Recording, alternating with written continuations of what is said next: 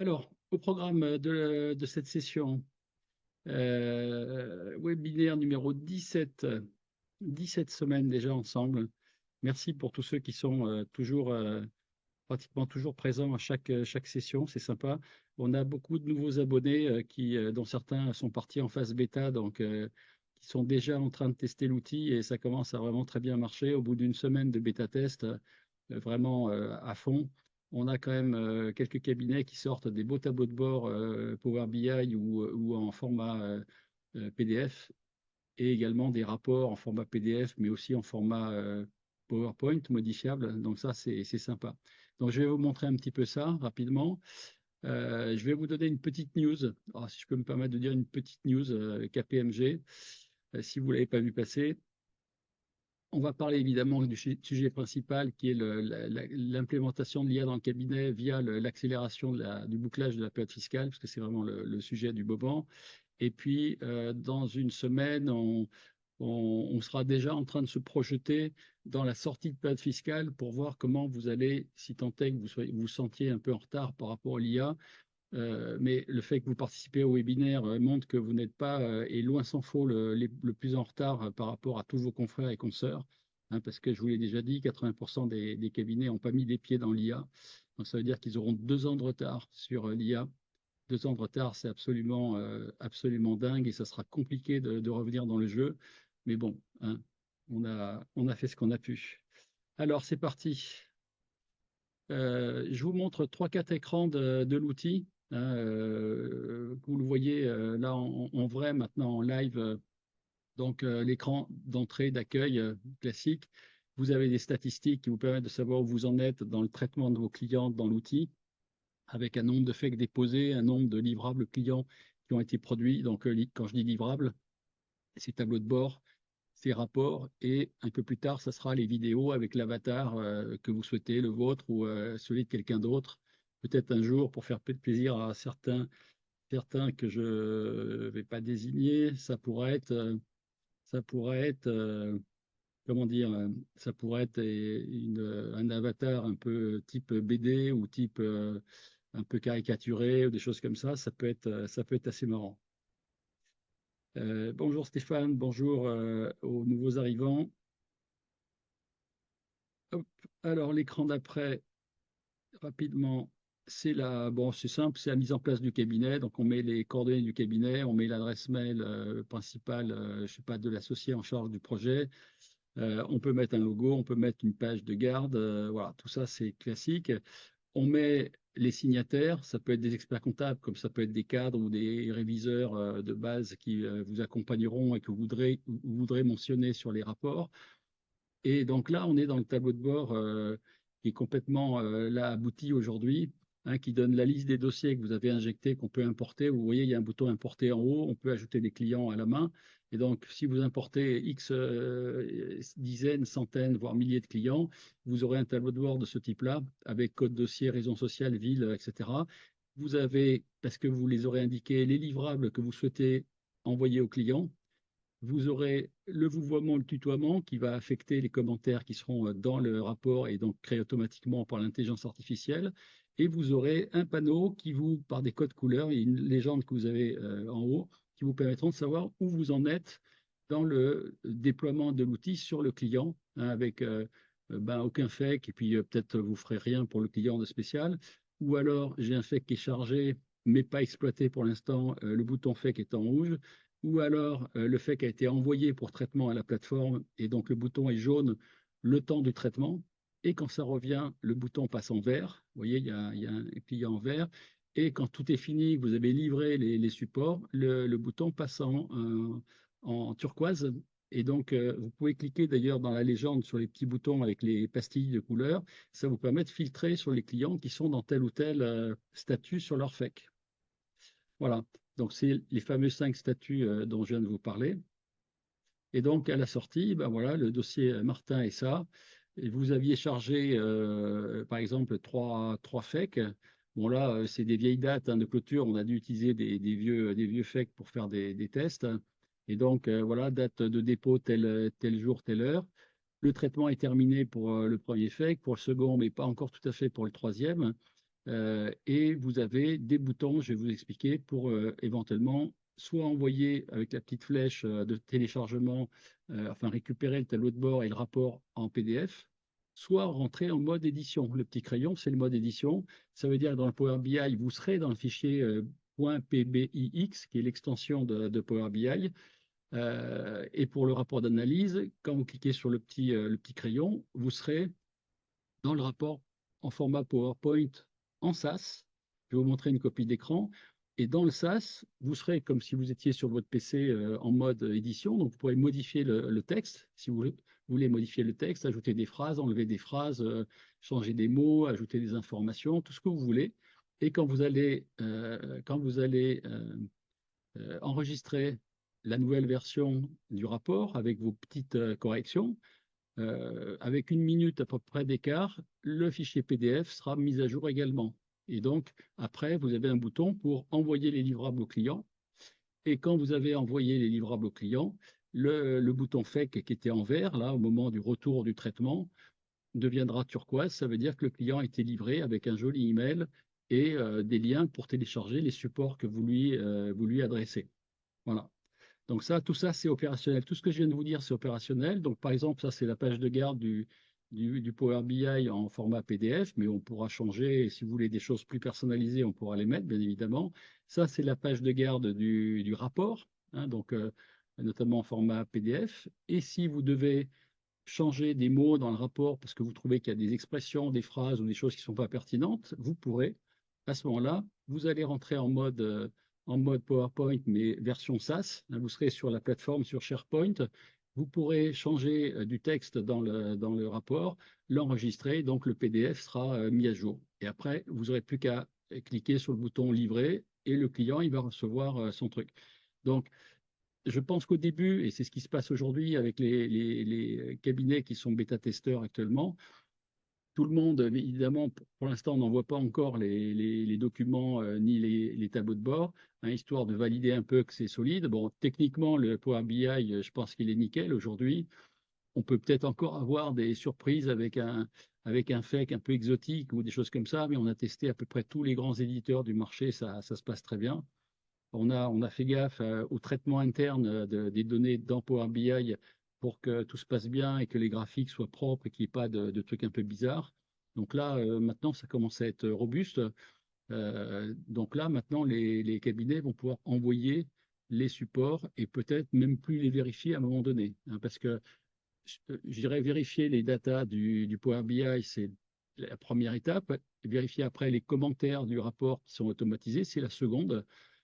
Évidemment, vous aurez la main pour faire absolument la totalité des choses. Et là, on a beaucoup d'idées d'évolution du produit, mais déjà en l'état, c'est déjà une tuerie parce que, pardon du truc, mais aujourd'hui, vous mettez un FEC, vous appuyez sur un bouton, vous avez un Power BI en PDF aussi, un rapport modifiable en PDF, et demain, vous allez avoir une vidéo avec votre avatar, avec tout ça, avec zéro travail. Zéro travail. Voilà. Et donc là, on voit le tableau de bord. Là, j'ai filtré. On voit la souris qui s'est changée en main sur le bouton en traitement. Là, je vois que par exemple, j'ai deux clients qui sont en cours de traitement. Donc, vous allez recevoir les livrables à un moment donné. Ça reviendra en traité. Le bouton va passer en vert. Et dès que le bouton sera passé en vert, d'ailleurs, on va faire en sorte de vous envoyer une alerte qui pourra être une alerte email dans un premier temps et peut-être plus tard une alerte SMS pour que vous sachiez que les livrables sont revenus de la phase de traitement, hein, parce qu'il y a quand même, voilà, pour vous dire, il y a presque une quarantaine de traitements qui prennent le FEC et qui font donc 40 micro-étapes pour vous faire revenir quelque chose de propre, de nickel et de structuré et de fini complètement, hein, pour livrer au client. Voilà, donc ça marche comme ça. Aujourd'hui, Pilot Guard est totalement opérationnel. Vous pouvez commencer vraiment à travailler avec. Alors, ma news de la session aujourd'hui, elle est quand même pas, c'est pas une petite news, hein. Tout à l'heure, j'en rigolais, mais est-ce que cette information-là, c'est un peu le canari dans la mine, comme on dit? KPMG, quand même, qui revend ses activités comptables, on ne sait pas encore à qui a confié le truc à la banque Lazare, comme dit l'article, confié discrètement à la banque Lazare. Bon, pas si discrètement que ça apparemment, mais c'est une information toute neuve, hein, puisque Elle a été publiée là, le 18 mars. Je l'avais vue à un ou deux endroits ailleurs. Euh, c'est quand même une petite bombe, à mon avis, parce que qu'est-ce que ça veut dire? Est-ce que ça veut dire que KPMG anticipe que demain, l'expertise comptable est plus une activité stratégique, d'avenir, rentable, etc. Je ne sais pas, hein, je pose la question uniquement. D'ailleurs, je suis intéressé par vos réactions. Hein, si vous avez des, est-ce que vous connaissiez déjà l'information, d'une part, et est-ce que ça ne vous interpelle pas, d'autre part? Bon, on sait, de toute façon, hein, moi, je passe mon temps depuis 17 sessions et bien avant dans mon livre blanc à dire que la compta, à un moment donné, il y a une partie qui va quand même s'éroder assez massivement, hein, et c'est une érosion qui peut toucher 50%, voire plus de l'activité d'un cabinet, et probablement de ses honoraires aussi à terme, avec peut-être un peu de décalage, mais ça n'a pas duré 10 ans, l'histoire. Donc, je pense qu'il faut vraiment s'en occuper très vite et très fort, parce que c'est quand même important. Moi, je me risque à deux pronostics. Le premier, c'est que je pense qu'en plus, et l'IA va y aider très très fortement, je pense qu'en plus, l'IA va permettre dans quelques mois, pas quelques années, hein, quelques mois, de fabriquer la captation des pièces comptables, la tenue comptable, la TVA, et je dirais même presque la révision. Donc ces quatre phases-là de la mission comptable, moi je vous prends les paris que dans quelques mois, et je dirais presque même avant la fin de l'année 2024, c'est pas dans 3 ans, hein, ou dans 10 ans, je prends les paris que tout ça, ça sera fait par l'IA en dehors des logiciels de compta. J'ai bien dit en dehors des logiciels de compta. Ça veut dire que c'est pas forcément avec des logiciels que vous avez aujourd'hui que ça va se faire, premièrement. Et deuxièmement, ça veut dire que la tenue comptable, et même au-delà de la tenue comptable, va pouvoir potentiellement, moi c'est mon avis, hein, mais je me jette à l'eau en disant ça, hein, je pense que d'autres gens que les experts comptables vont être capables d'aller très loin dans la production de leurs trucs. Pour moi, c'est une sorte, c'est l'image, et ça fait longtemps que je l'ai en tête, d'une sorte de grosse boîte noire où tout le monde, quand je dis tout le monde, c'est les clients, les fournisseurs, etc., jette en vrac des éléments de la compta dans une grosse boîte. Et dans cette grosse boîte, l'IA fait sa tambouille, fait sa cuisine, et ça vous sort une tenue comptable et une pré-révision ou une révision qui va peut-être assez loin d'ailleurs, plus des déclarations fiscales, notamment type TVA au milieu. Moi, je vous prends les paris qu'on n'est pas très très loin de ça. Autant que j'ai pu lire, autant que j'ai pu ressentir d'après les outils qui sortent aujourd'hui. Voilà, donc c'est là où l'IA, à un moment donné, il faut vite en faire son allié pour engager la mutation du cabinet sur la suite. Voilà.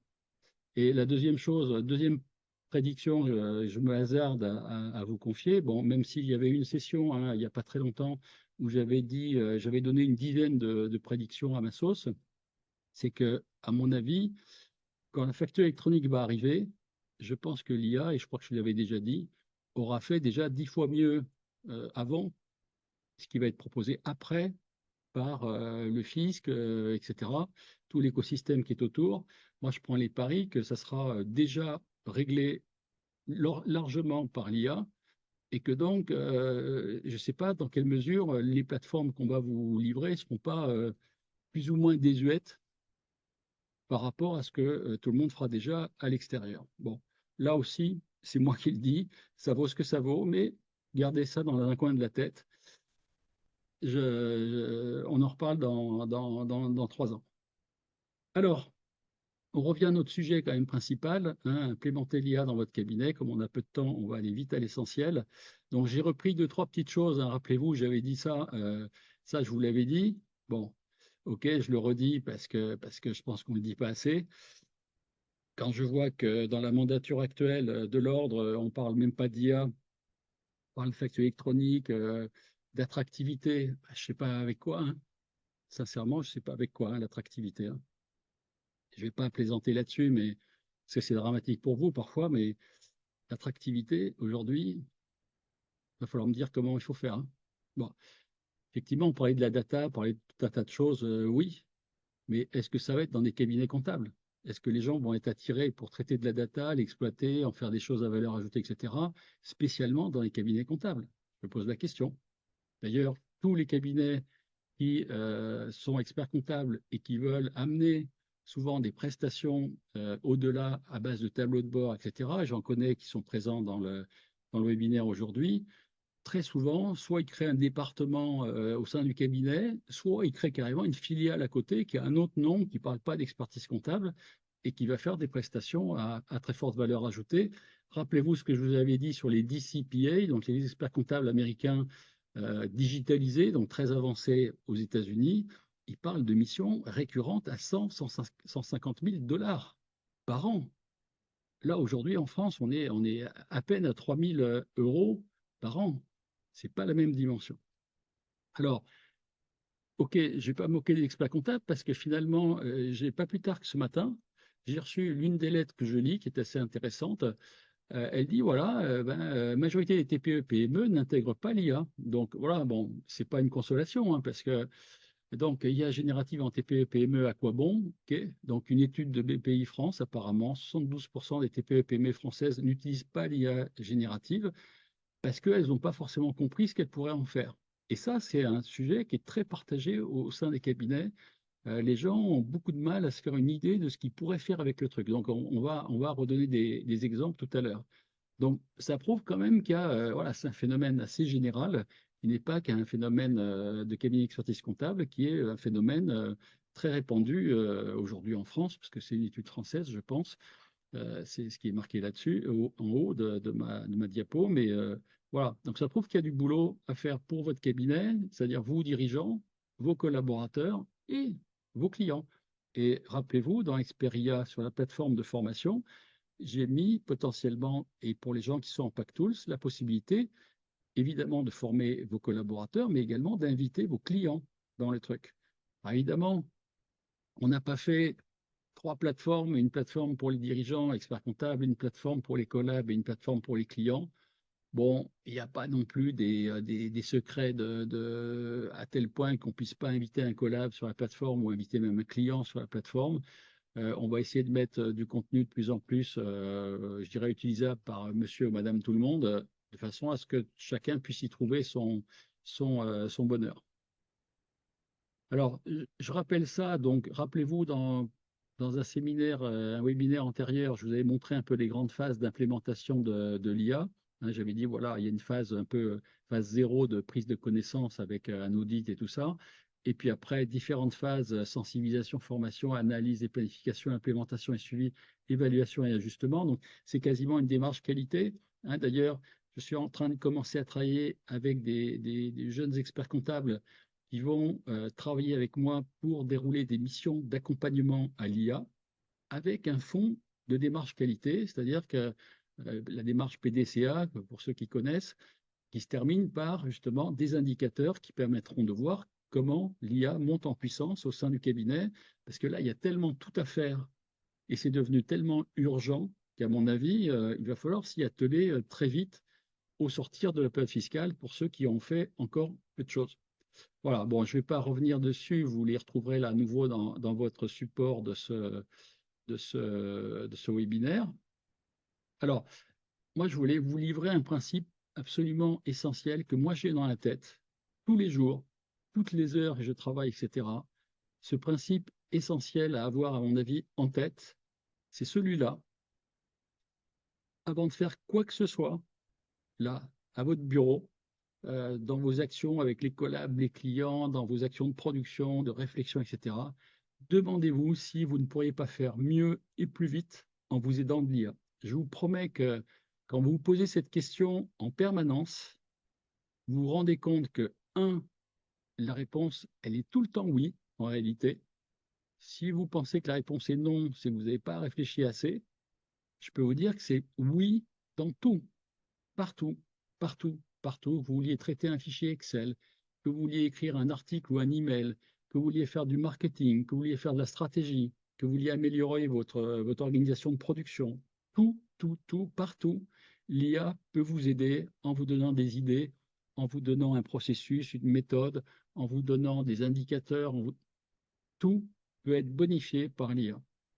Donc, si vous prenez ce réflexe et que vous l'adoptez chaque jour que vous faites quelque chose, ben, vous allez vous rendre compte qu'à chaque fois, oui, vous allez répondre oui à la question. Oui, finalement, je peux faire ça. Et alors, des fois, ça vous fait gagner un temps absolument colossal. Mais en plus, comme dans une journée d'expert comptable, on fait 50 choses ou 100 choses, bah, si les 50 choses ou les 100 choses, on leur met un petit plus et un petit moins en termes de temps et un petit plus en termes de valeur ajoutée, vous allez commencer à dépoter sérieusement et vous allez voir que vous allez faire des progrès monstrueux. En plus, vous allez être les précurseurs au sein du cabinet, donc un peu les ambassadeurs pour dire aussi à vos collaborateurs, regardez, et à vos cadres, regardez comment j'ai fait ça, arrêtez de faire les choses à l'ancienne comme ça, passez le truc dans la moulinette, ChatGPT ou Mistral ou Grok ou ce que vous voulez, ou Gemini ou Copilote, et il faut que vous donniez des réflexes aux gens. Et il faut que vous soyez quelque part exemplaire pour le faire.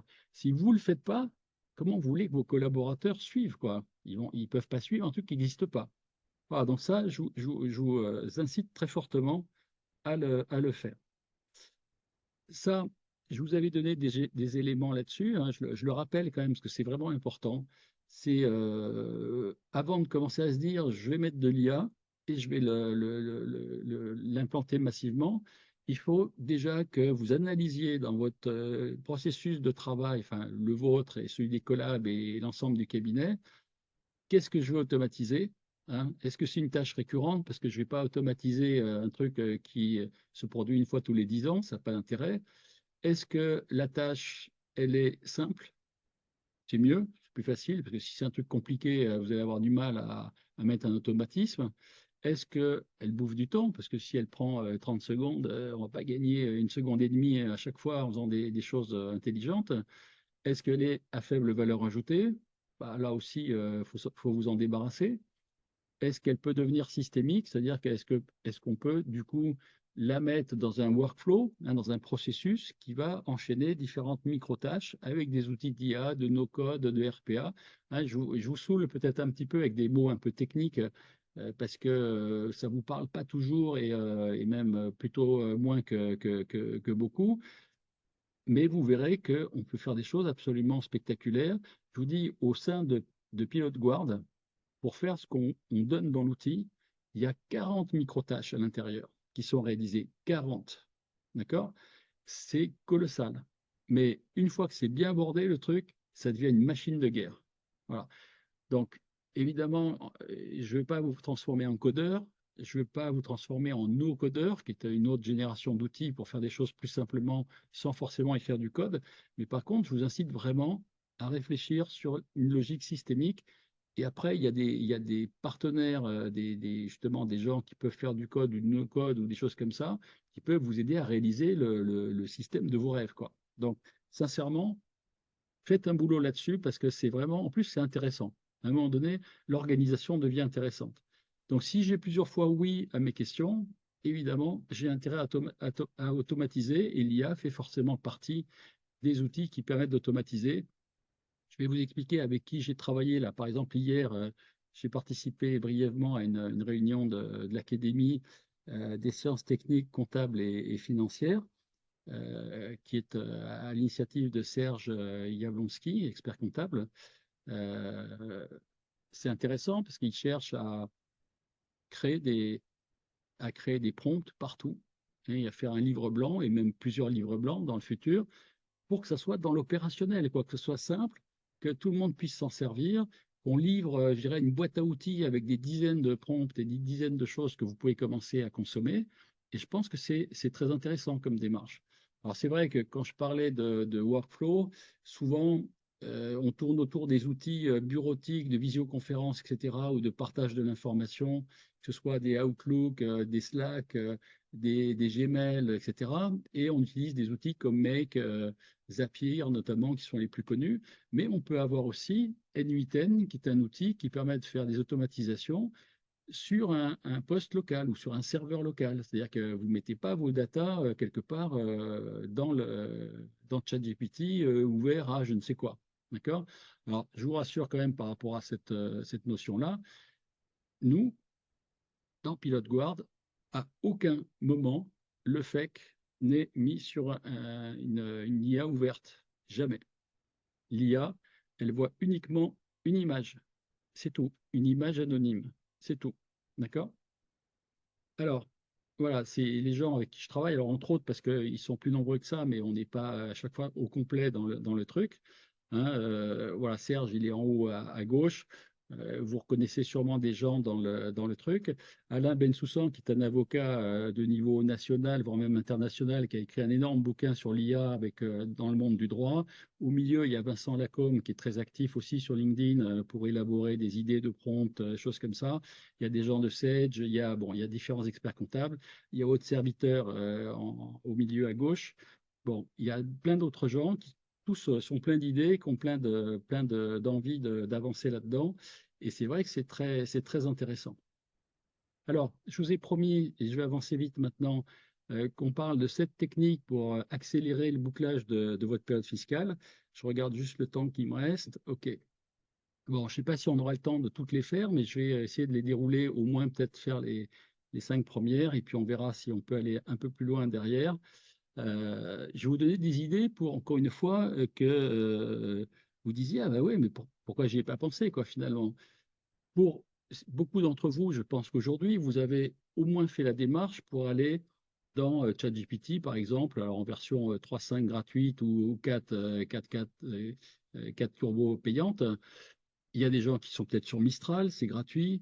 Il y a peut-être des gens qui sont sur Grok, qui est très rapide.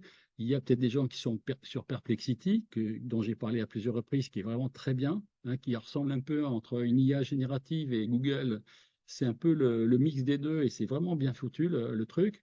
Il y en a encore d'autres, hein. Il y en a pas mal qui sont gratuits. Donc, si vous voulez même que vos collaborateurs rentrent dedans sans que ça vous coûte de l'argent, il y a des moyens. Et il y a même des moyens, et ça je l'ai déjà dit, il y a plein de plateformes qui se créent qui permettent pour 29 euros d'avoir accès à 10 LLM différents.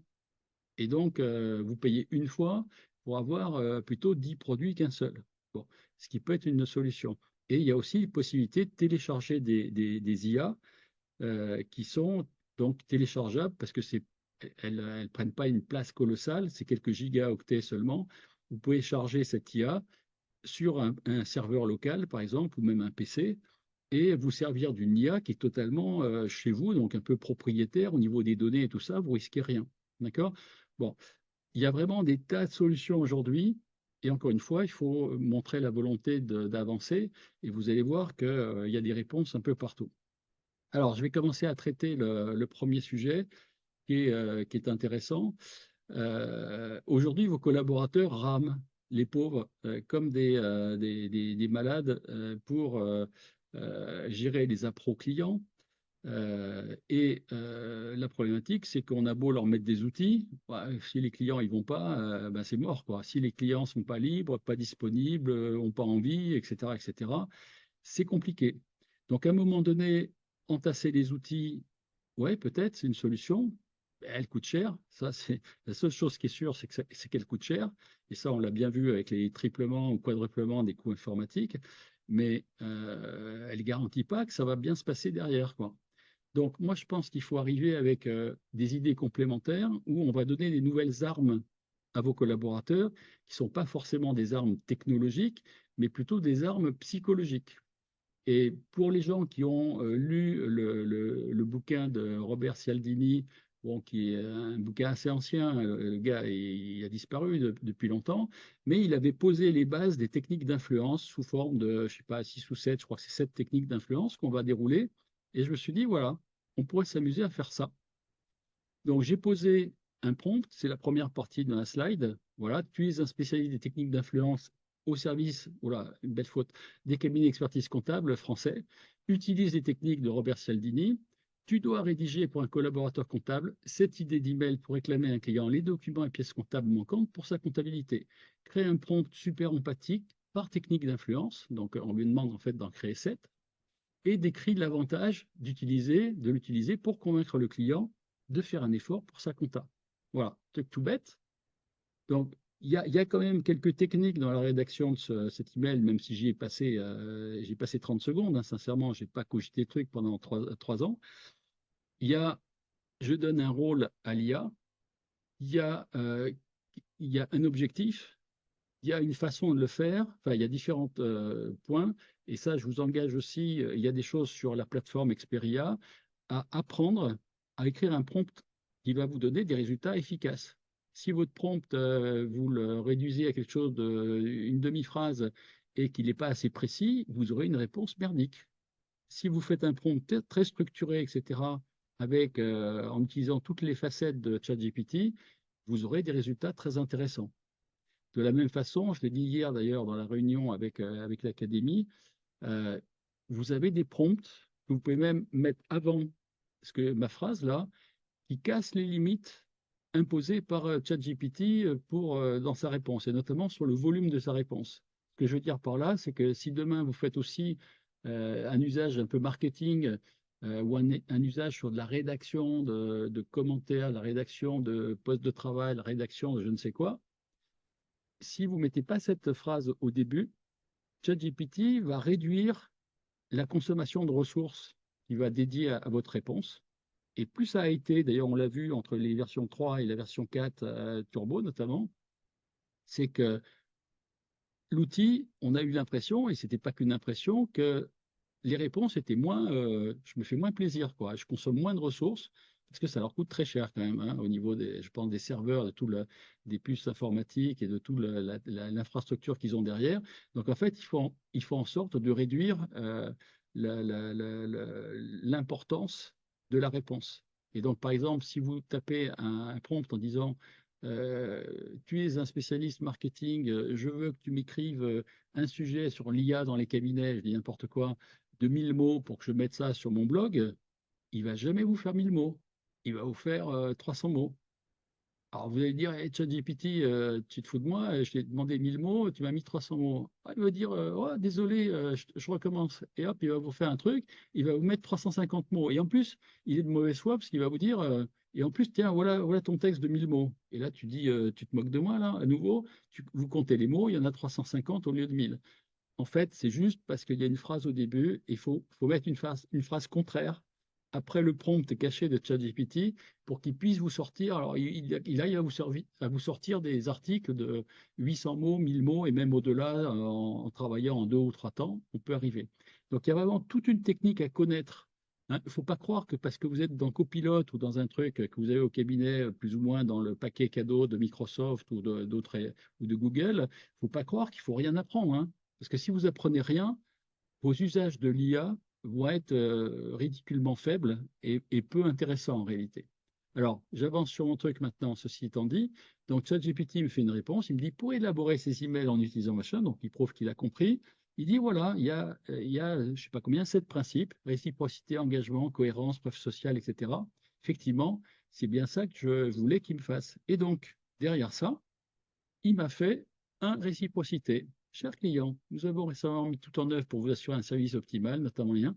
Pourriez-vous en retour, etc. Donc, la réciprocité, c'est quand je veux obtenir quelque chose de quelqu'un, et ça vaut dans le monde entier, dans notre vie de tous les jours aussi, hein.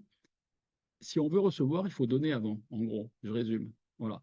Donc, la réciprocité, c'est rappeler au client, écoutez, monsieur le client, nous, on fait de gros efforts, mais voilà, à vous de jouer maintenant, quoi. Avantage, cet email joue sur le principe de réciprocité, etc. Alors, on peut faire des choses encore mieux que ça. Vous pouvez aussi faire cadeau d'infos sur le secteur du client, vous pouvez lui donner un petit truc, vous lui envoyer une information, etc. Et le jour où vous dites, bon, monsieur, il faudrait que vous m'envoyiez les trucs, toi, moi, je m'occupe de toi, mais hein, c'est dans les deux sens le truc. Et là, les gens, ça va fonctionner. C'est un principe psychologique qui est très connu, hein, et ça fonctionne très bien. Le deuxième principe, c'est l'engagement et la cohérence. C'est-à-dire que, en fait, vous rappelez au client que s'il a dit un truc, il est censé quand même le tenir. Et ça, c'est un principe très profond de notre psychologie. Quand on s'est engagé à faire quelque chose, généralement, on va se donner soi-même une contrainte pour parvenir à tenir son engagement. Bon, ce n'est pas le cas de tout le monde, mais en général, oui. Pour des gens qui sont, entre guillemets, honnêtes, oui. Et donc, engager les gens, d'ailleurs, moi je dis aux collaborateurs souvent, quand vous appelez les clients pour demander les pièces et des choses qui manquent et tout un tas d'informations, engager le client sur une date butoir et mettre même, dites, euh, tu peux me le renvoyer ou vous pouvez le renvoyer pour lundi prochain. C'est pas renvoyez-le le plus vite possible. Alors, le plus vite possible, c'est la dernière chose qu'il faut dire. La dernière chose qu'il faut dire, c'est s'il vous plaît, renvoyez-le-moi lundi, mais même, allez, midi. Parce que après, lundi après-midi, je travaille sur votre dossier et je finis mardi et vous recevez votre projet de bilan ou votre bilan ou votre date de rendez-vous mercredi. Voilà. Et là, vous fixez quelque chose de très précis dans la tête du client et l'engagement et la cohérence vont être plus faciles à lui faire respecter. Quand le collab dit un truc vague, il reçoit une réponse vague ou pas de réponse du tout. Et ça, c'est le pire. Ensuite, la preuve sociale, c'est de dire, vous savez, les autres, ils font comme ça. Alors, évidemment, on ne va pas donner l'exemple des autres qui sont mauvais, on va donner le bon exemple. Saviez-vous que 90% de nos clients ont déjà transmis tous leurs documents?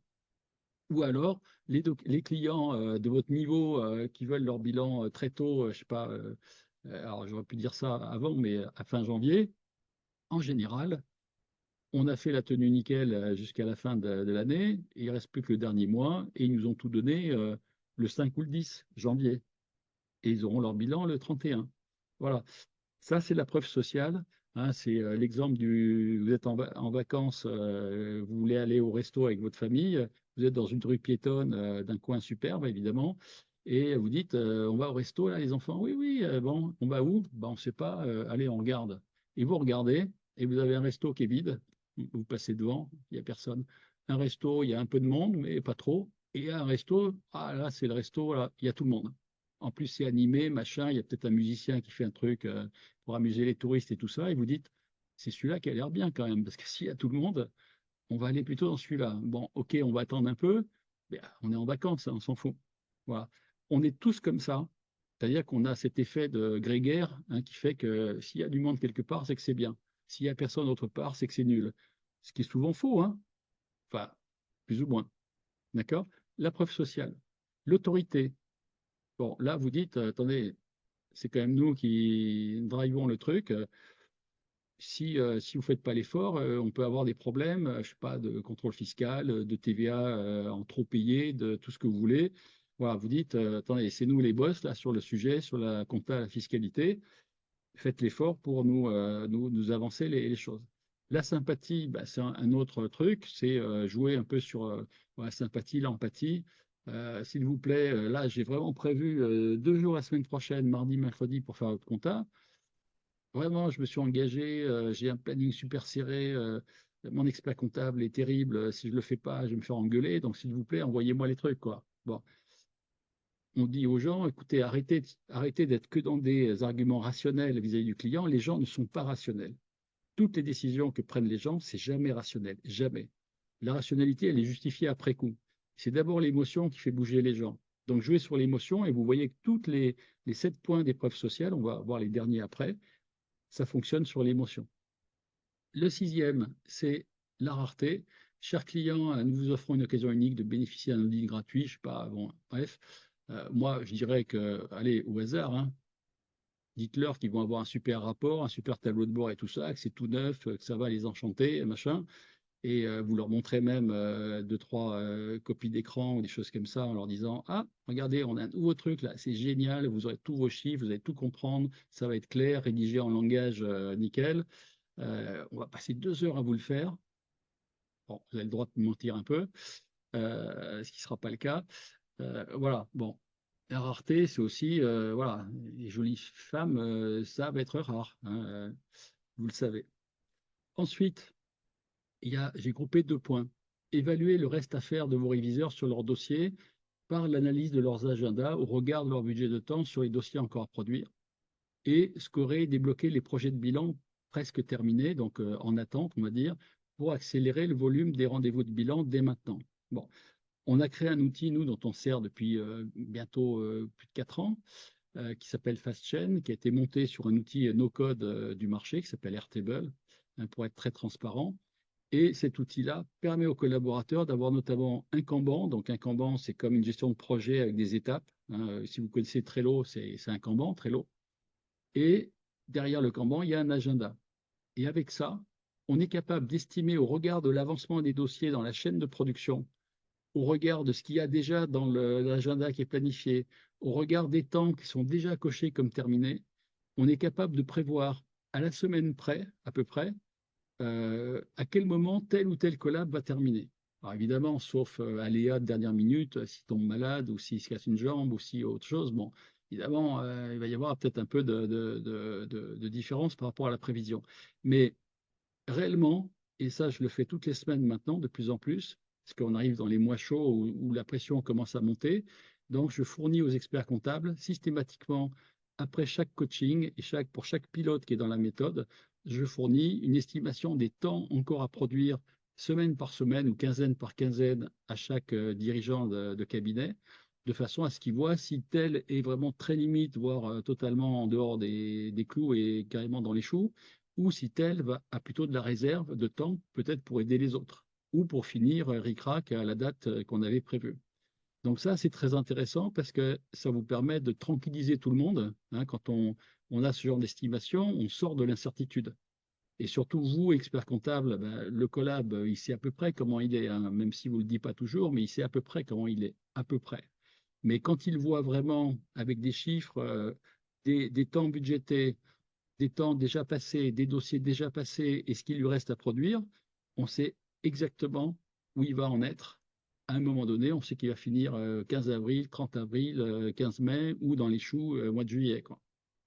Voilà. Donc ça, c'est le point 2. Moi, je vous engage à avoir cette méthode-là. Alors souvent, les cabinets le font plus ou moins dans Excel ou machin, c'est un peu fastidieux. Là, dans notre outil, c'est instantané, hein, c'est des affichages. On sait tout de suite au niveau de tous les dossiers qui ne sont pas dans la colonne terminée, on va dire. Tous les autres dossiers avec des temps budgétés, moins les temps peut-être déjà passés sur les dossiers entamés. On sait tout de suite combien ça fait d'heures. On connaît le nombre de semaines qui restent jusqu'au 18 mai. Et donc, on voit si ça passe ou ça passe pas.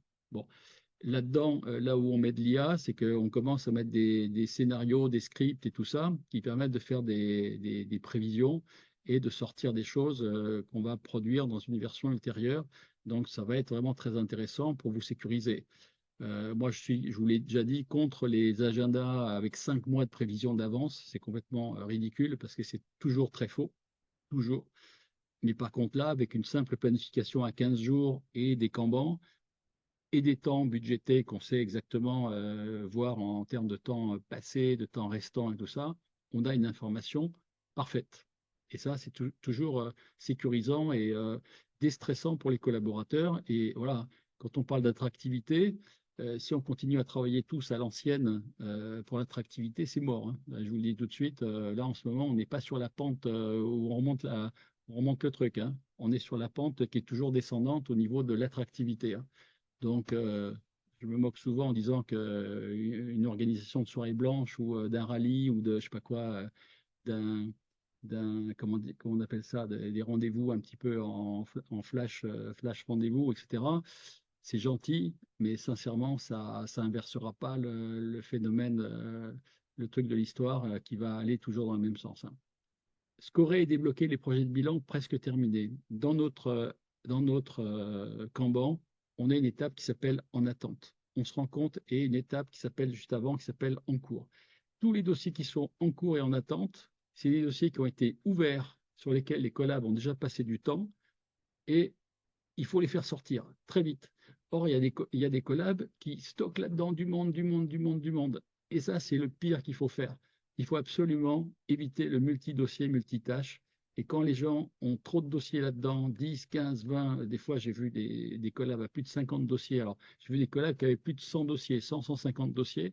Quand ils ont commencé le travail sur 50 dossiers, vous imaginez la fatigue mentale des gens qui doivent jongler avec 50 assiettes comme ça, comme un magicien, c'est infernal. Pour eux, c'est infernal. Donc, à un moment donné, il faut les obliger à finir et à passer à terminer. Et donc, les dossiers en attente, si c'est un sujet où il manque 3 factures à 45,50 €, 22,30 € et 12,22 €, il faut arrêter, quoi. Il faut vite faire dégager les trucs.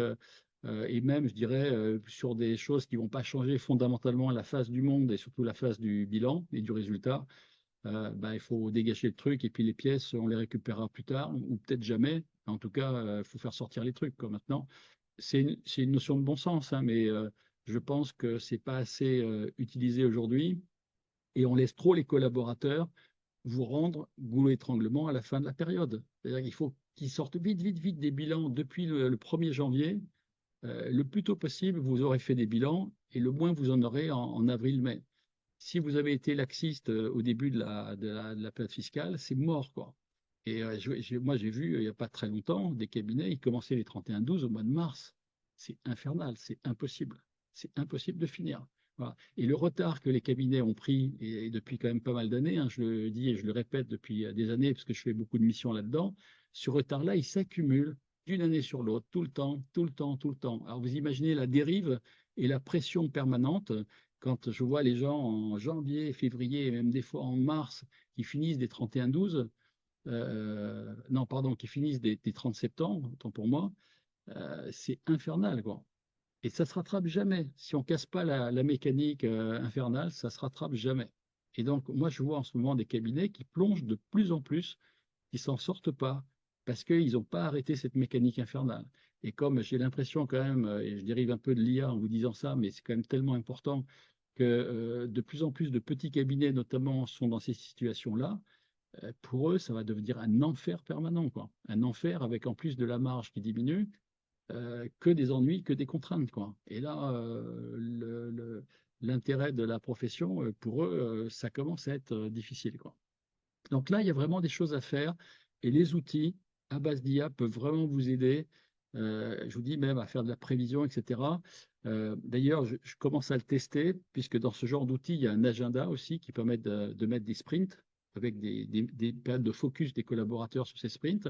On peut aussi donner une image de l'agenda de quelqu'un, ça peut être le vôtre, et demander à ChatGPT d'analyser la structure de l'agenda et de vous proposer des voies d'amélioration de votre organisation. Ça, si vous ne l'avez jamais fait, peut-être j'y reviendrai un peu plus tard dans une autre session, faites-le parce que c'est très intéressant. Il vous donne des conseils pour optimiser votre façon de travailler qui sont très intéressants. Alors des fois, ils vous disent des trucs qui sont à côté de la plaque, mais c'est pas grave.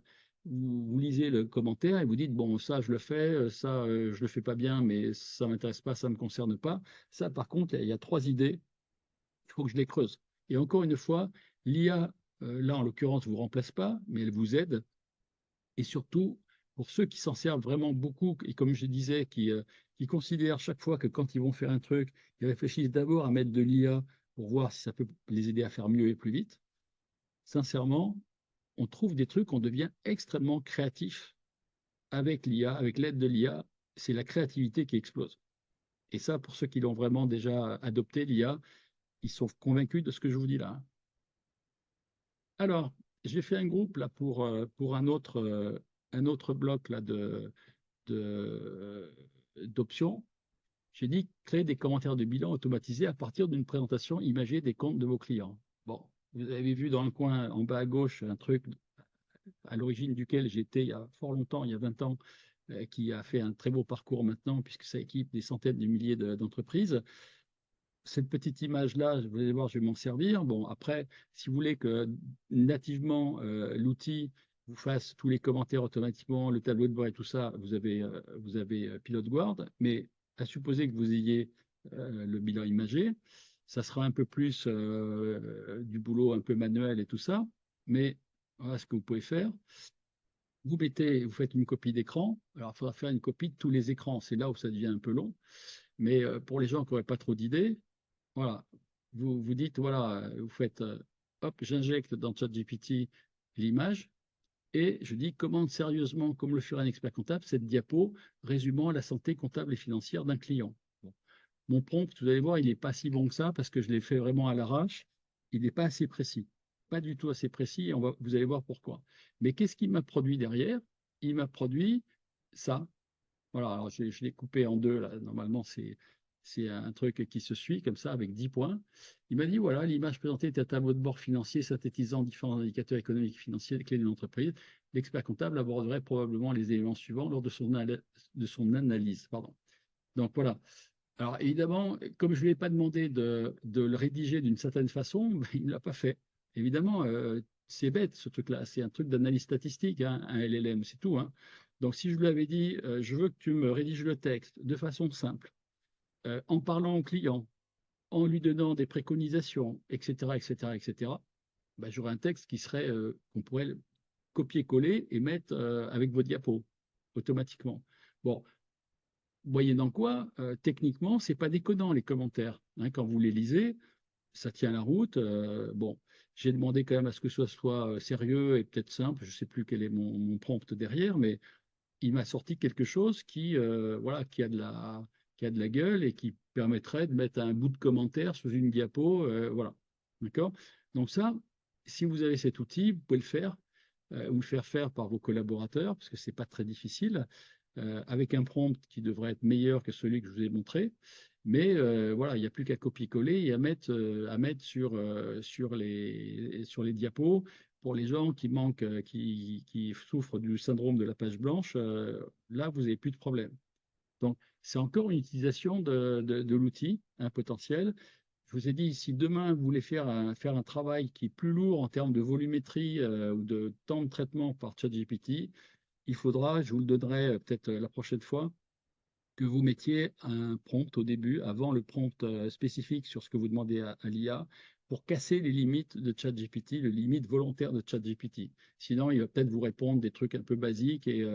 Mais là, bon, c'était pas une demande qui était très volumineuse, on va dire. Donc, ni la question ni la réponse ne font des milliers de mots.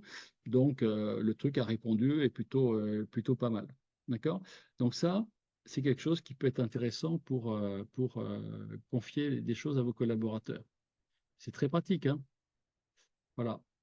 Alors, ça, je vois il est presque l'heure, il est presque la fin de notre session, puisque j'ai promis de ne pas faire plus d'une heure là cette fois-ci.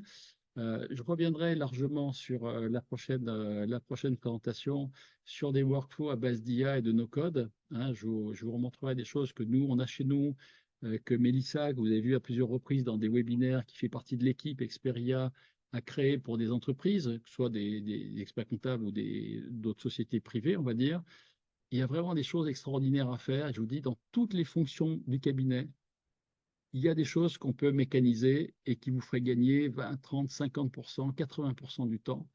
Il faut vraiment que vous y intéressiez parce que je ne sais pas pourquoi, mais vous ne le faites pas aujourd'hui, parce que ce n'était pas dans vos habitudes, dans votre ADN, dans tout un tas de trucs, parce que vous ne maîtrisez pas tout ça, parce que vous le touchez pas du doigt, vous ne comprenez pas encore toujours, enfin en tout cas pas tous, exactement ce que vous pourriez en sortir, mais je vous promets que c'est vraiment des trucs d'une puissance exceptionnelle. Hein. Bon, j'ai mentionné, j'en avais un petit peu parlé une fois dans une session, un outil d'enregistrement de vos rendez-vous qui permet de stocker la vidéo, de mettre la transcription intégrale de la vidéo, donc tout ce qui s'est dit, de la résumer, de dire voilà les points essentiels qui se sont dit dans le truc, quelles sont les tâches à réaliser, etc. Ce sont vraiment des outils très intéressants, là encore, parce que hein, je l'avais analysé, vous passez à peu près 30% de votre temps à faire des rendez-vous, des webinaires, des visioconférences, des rendez-vous collab, fournisseurs, partenaires, machin, etc. Et derrière tout ça, et même en voiture, un coup de fil, vous pourriez avoir le truc qui se connecte depuis votre smartphone et qui vous permet de garder la trace de tout ce qui s'est dit dans la voiture. Parce que ça aussi, ça peut vous arriver d'être dans la voiture, ça peut vous arriver d'être dans le train ou dans l'avion ou quoi. Bon, il faut avoir Internet hein, quand même, mais même dans l'avion, on arrive à avoir le Wi-Fi maintenant, puis dans le train, c'est courant. Donc, il y a plein d'applications aujourd'hui et ça coûte 3 fois rien pour vous faire gagner un temps absolument colossal. Hein. Donc, pensez-y. On reviendra vraiment là-dessus les prochaines fois. Bon, rappelez-vous de ça, hein, pour ceux qui l'ont pas démarré.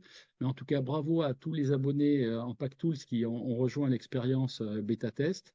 Après, bah, tout le monde va arriver doucement au fil de ses disponibilités, de ses envies et tout ça dans le système. Mais là, on est vraiment en train de délivrer un très beau produit et on est en train de travailler sur, je peux vous le dire parce qu'on avance, sur, à l'image de Pilot Guard, sur un tableau de bord social qui va par exemple aller taper dans les données de Silae. On est en train de travailler sur un robot URSAF qui va capter, alors ça c'est plutôt pour les gens du social, qui va capter les bordereaux, etc., et les envoyer aux collaborateurs concernés. On est en train de travailler sur différents sujets également liés au recrutement, même si on a une espérance sur le recrutement qui va aller, à mon avis, à la baisse tout au long des années prochaines, j'en ai peur. Mais il y a quand même des gens sur le marché, ben, il faut être meilleur que les autres, il faut être plus rapide que les autres. Et donc, voilà, on est aussi sur un outil qui va permettre de mécaniser la création d'une base de données de candidats potentiels, le scoring de ces gens-là, le fait de pouvoir les contacter, de pouvoir les gérer dans une session de visioconférence, puis un rendez-vous, puis gérer des automatisations pour aller jusqu'à l'embauche, et ensuite un onboarding des gens, voire même la formation des gens. Tout ça, ça sera piloté par l'IA pour que vous soyez beaucoup plus rapide, performant, spécifique, brillant dans votre relation avec les gens. L'IA peut vous aider à faire ça. Donc, vous voyez, on est sur une galaxie d'outils qui créent de la valeur pour le client, comme Pilot Guard ou comme d'autres sur le social, par exemple, mais on a encore d'autres idées. On a des outils qui sont des robots. On a des outils qui vont être plutôt sur la captation de clients ou la captation de collaborateurs, hein, et ça, je l'avais mis les dernières fois dans mes outils. Il y a des outils d'organisation individuelle et collective comme FastChain ou des workflows.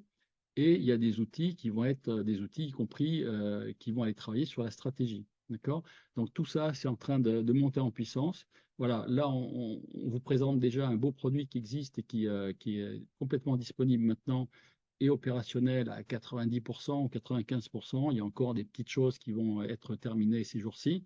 Mais ça y est, vous pouvez commencer à fabriquer des rapports, des tableaux de bord et bientôt des vidéos automatiques. Donc, c'est encore le bon moment parce que là, à mon avis, aujourd'hui, vous avez encore peut-être 40 ou 50%, si ce n'est pas plus, de vos clients à produire et à recevoir en rendez-vous de bilan. Et donc, il y a moyen de vous en servir assez largement. Voilà, bon, je vais vous lâcher parce qu'il est l'heure. J'ai promis d'être plus court aujourd'hui. Si vous avez des questions, posez-les rapidement, j'y réponds dès maintenant. Si vous n'en avez pas, bah, écoutez, je vais vous souhaiter une bonne après-midi et un bon week-end à suivre, ensoleillé, je l'espère, comme chez nous, même s'il ne fait pas, comme chez certains privilégiés, 30 degrés en ce moment en métropole. Bon, on a du soleil quand même qui est là. Est-ce qu'il y a des questions? Je reste encore 5 minutes si vous voulez pour y répondre par rapport à tout ce que vous avez vu aujourd'hui. Est-ce que vous avez, vous, par exemple, des idées astucieuses d'utilisation de l'IA qu'on pourrait partager ou évoquer ensemble rapidement? Je vous laisse quelques secondes pour répondre, mais n'hésitez pas. Ça peut être intéressant d'avoir vos suggestions.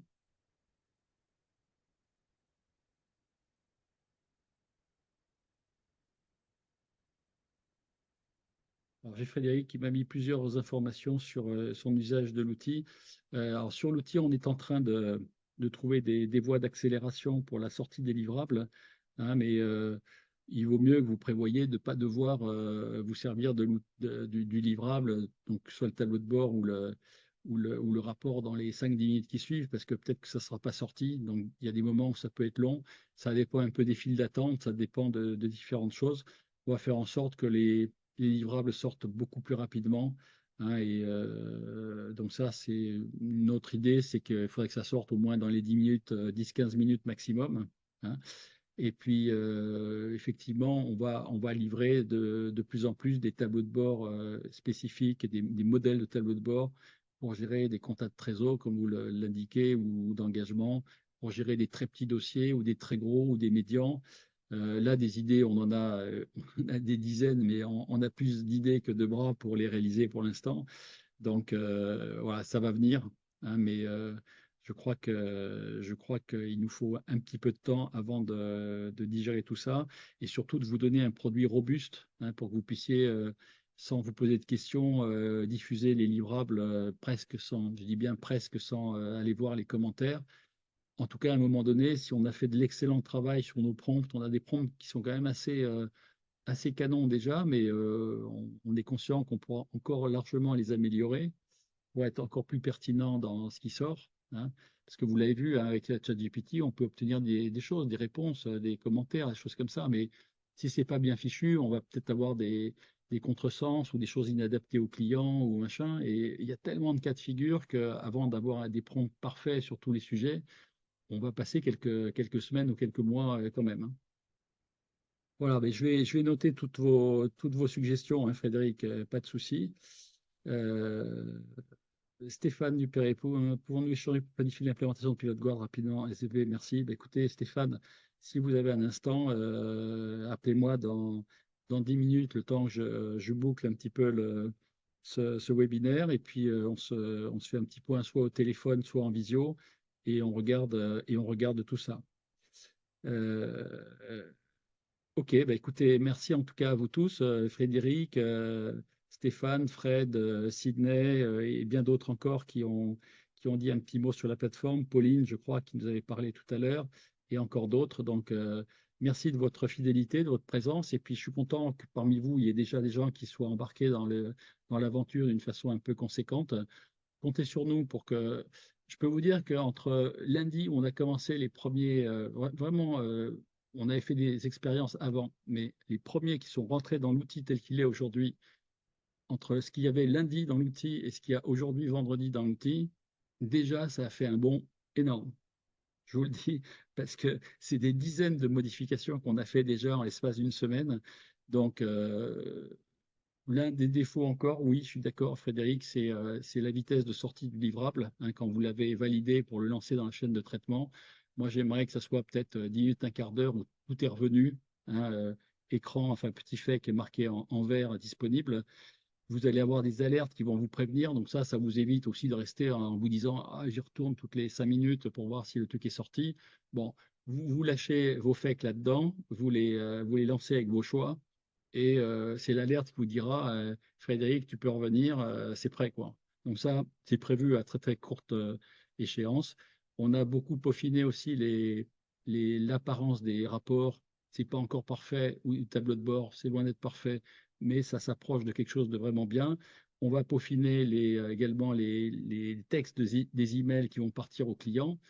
Et dès que toute cette base-là sera bien solide, on va rapidement raccrocher aussi la vidéo, même si je sais que la vidéo, ça vous pose encore un peu problème dans la tête, le fait de se dire que c'est pas vous qui avez dit les choses que vous dites, vous avez encore un peu de mal, hein, on en est conscient, mais quand les commentaires seront parfaitement fiables, que vous en serez fiers et que la qualité du rapport sera nickel, vous aurez plus voilà, vous aurez plus de frein à vous livrer à l'IA pour les vidéos automatiques avec votre avatar. Et vous allez voir que ça va être sympa de livrer des trucs. Là, vous allez surprendre des clients, hein, je vous le dis, hein. Parce que nous, j'ai déjà montré des choses comme ça à des clients, donc des clients, des chefs d'entreprise, hein. Ah, ils m'ont dit, putain, c'est super sympa, là, votre truc, là.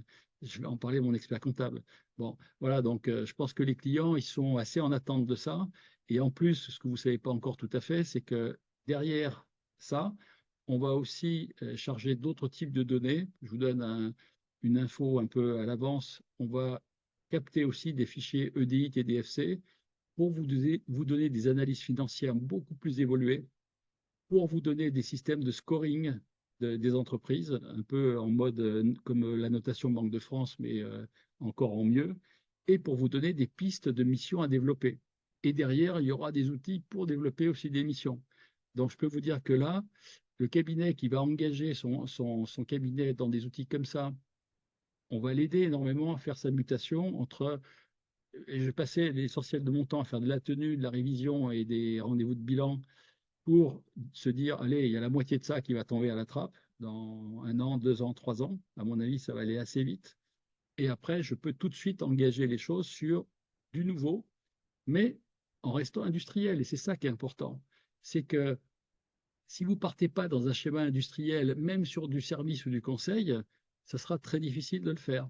Et ça sera toujours très difficile de le faire, d'autant plus que vous aurez des bras en nombre limité, et peut-être même en nombre de plus en plus limité. D'accord? Donc, on veut vraiment vous aider à switcher totalement avec du gain de temps et du gain de valeur pour passer, je dirais, de l'ancien monde, en caricaturant un petit peu, en tout cas le monde actuel, au nouveau monde qui est un monde qui exploite vraiment la data. Et la data, c'est la data comptable, c'est la data sociale, j'ai noté SILA, mais ça peut être d'autres types enfin, d'autres data, d'autres éditeurs éventuellement, ou d'une DSN, ou je ne sais pas quoi. Ça peut être de la data de gestion, de la data d'un CRM, de la data, je ne sais pas où, de bases externes ouvertes, publiques qu'on peut capter. Hein, je sais que,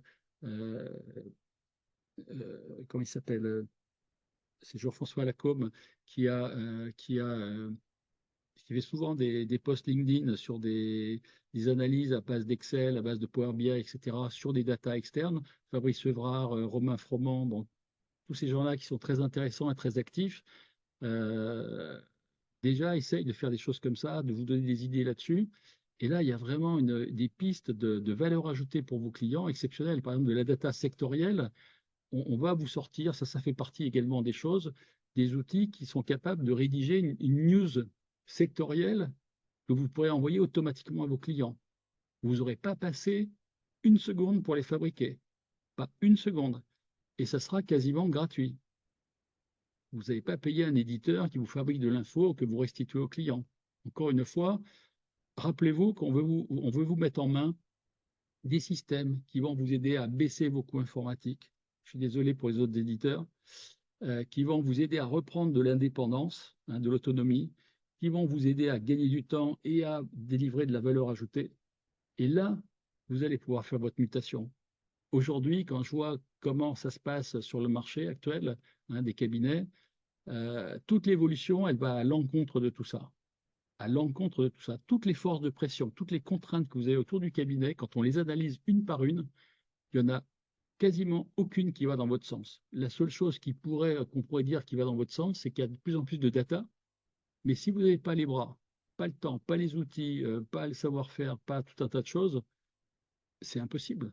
C'est impossible.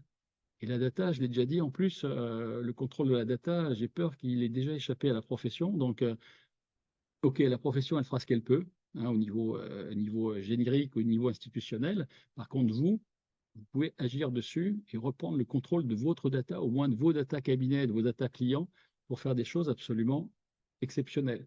Et je pense que là, aujourd'hui, même si j'ai jeté quelques idées en l'air, là, cette fin de webinaire, vous n'imaginez même pas ce que ça va pouvoir vous donner. Hein, quand je dis qu'on va pouvoir capter des clients ciblés, très ciblés, des candidats très ciblés, aller chercher de la veille, très ciblée, sectorisée, etc., etc., etc., faire de la stratégie. Non, mais l'IA, c'est un truc de fou furieux, sincèrement. Donc, c'est plutôt positif. Là, quand je vous dis ça, c'est très positif parce que vous ouvrez une porte, il y en a 10 derrière. Vous en ouvrez une deuxième, il y en a 20 derrière, et ainsi de suite. C'est infini, le truc. C'est infini. Et en plus, je vous dis, ça peut se faire à des coûts ridiculement faibles. Le tout, c'est voilà, ce que vous faites aujourd'hui en étant présent, en écoutant, en prenant des notes, je sais pas, peut-être en vous mettant un peu dans les outils aussi, malgré tout, parce qu'il faut un minimum d'outils quand même pour faire les choses et surtout continuer de les faire industriellement parlant. Parce que ouais, si vous faites 3 ou 5 tableaux de bord Power BI dans l'année sur 5 clients choisis, bah, ça ne va pas changer la face du cabinet, quoi. Ça ne va pas changer votre stratégie. Si vous avez 300 clients et vous faites 5 tableaux de bord un peu épais, bon, l'incidence, c'est marginal, quoi, c'est peanuts. Par contre, si demain, sur 300 clients, on va dire, on évacue 10 ou 20 clients qui sont des tout petits LMNP, machin, SCI, tout ça, où il n'y a pas de valeur, enfin, il y a rien à faire. Mais si sur les 80%, c'est-à-dire sur 200, 250 clients, vous déployez des tableaux de bord, des analyses, de la veille sectorielle, etc., là, les clients, ils vont vous adorer, hein. Ils vont vous adorer. Et là, vous allez faire la différence. Et demain, quand des chefs d'entreprise vont voir ça, ils vont vous renvoyer leurs copains, hein. Mais ça sera les bons chefs d'entreprise qui vont vous ramener les bons clients qui leur ressemblent. Pas les petits artisans du coin de la rue, le petit commerçant, malheureusement, et j'ai rien contre eux, voilà, sur lesquels il n'y a pas beaucoup de choses à faire, quoi, aujourd'hui. Donc c'est ça, hein, tout le jeu, c'est de switcher de l'ancien monde au nouveau. Et je pense que l'IA est vraiment le truc extraordinaire pour réussir à faire le truc. Allez, j'arrête de parler parce que je suis trop passionné de ça et je vais vous embêter à la fin. Donc, portez-vous bien. Vendredi prochain, on y sera comme d'habitude, hein, toujours sur 1 heure. Bon, là, j'ai dû dériver de 10 minutes ou d'un quart d'heure, mais on y sera. On a plein d'idées encore à vous donner. On va finir sur les 6-7, les points que je n'ai pas pu développer aujourd'hui, on va les rajouter. Et surtout, je vais commencer à vous laisser envisager comment switcher après la plaque fiscale, parce que là, ça ne va pas durer. Il y a encore quoi? Il y a moins de 2 mois pour finir, normalement, hein. Euh, et je vais vous donner déjà le plan de sortie, hein, en tout cas, moi, ce que je vois comme plan de sortie pour aller vers l'IA massivement avec peut-être un accompagnement si vous voulez ou pas, mais en tout cas avec des outils, des méthodes, du coaching. Je vais avoir avec moi des consultants, des experts comptables consultants, des gens très intéressants qui sont déjà assez avancés chez eux dans leur cabinet pour vraiment vous faire changer de monde, quoi. Voilà. Portez-vous bien. Bon soleil ce week-end, j'espère. Reposez-vous. Et puis revenez-moi en forme dans 8 jours et on attaquera sur la suite. Et puis pour tous les gens qui sont déjà en bêta-test, là, que j'ai vu dans la liste, je vais vous renvoyer ce week-end ou début de semaine prochaine plein de choses, plein de nouveautés qu'on a intégrées dans l'outil ou qu'on va intégrer dans l'outil, des petits mock-ups, des petites vidéos de formation, enfin plein de matériel pour, à tous les niveaux techniques, même marketing, commercial, etc., vous donner plein de choses pour que vous voyez un petit peu comment vous allez pouvoir évoluer dans cet outil-là. Hein. Et on vous donnera dans 15 jours, 3 semaines, un questionnaire qu'on voudrait que vous nous renvoyiez avec des feedbacks sur, comme a fait Frédéric là aujourd'hui, qui m'a donné plusieurs informations très intéressantes, ou Stéphane ou Sydney. Voilà, n'hésitez pas à nous renvoyer ces choses-là.